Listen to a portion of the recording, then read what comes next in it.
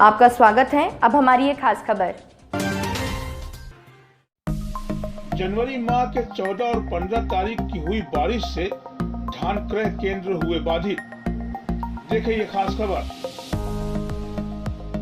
फतेहपुर जनपद में अच्छी धान की पैदावार होती है, जिसके खरीद के लिए सरकारी कांटे लगाकर अच्छी कीमत में किसानों से खरीद की जाती है, जिसकी कीमत मार्केट से ज्यादा होती है और किसानों के खाते में सीधा पेमेंट बैंक द्वारा किया जाता है। वहीं थरियाव क्रय केंद्र में पक्की फल होने के कारण किसानों का नुकसान नहीं हुआ, वरना अचानक बारिश से किसानों का काफी नुकसान हो जाता। वहीं सातों धर्मपुर से आए किसान वीरेंद्र सिंह ने बताया कि बारिश के कारण लगभग मेरा 10% तक नुकसान हुआ है। वहीं क्षेत्रीय वितरण अधिकारी केदारनाथ यादव की माने तो उनका कहना है कि पक्की फल के कारण ज्यादा दिक्कत नहीं होती। जो तौले गए हैं या तौले जाने हैं उनको तिरपाल आदि से बचाया गया है। किसानों का नुकसान नहीं हुआ। आप हमें सब्सक्राइब करें और जुड़े रहें हमारे साथ हर खबर के लिए। खागा से ब्यूरो संजय पटेल की खबर, अजरा न्यूज, खागा, फतेहपुर।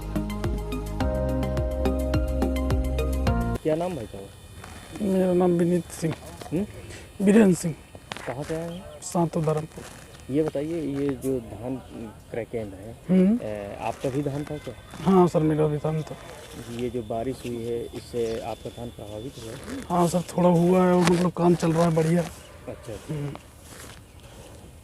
क्या लगभग कितना आपको जो है नुकसान हुआ? अरे सर, मान लो यहाँ 10-15% नुकसान तो है ही। सबसे पहले आपका परिचय जानना चाहेंगे। केदारनाथ यादव, क्षेत्रीय विपणन अधिकारी थरियाव। जी जी।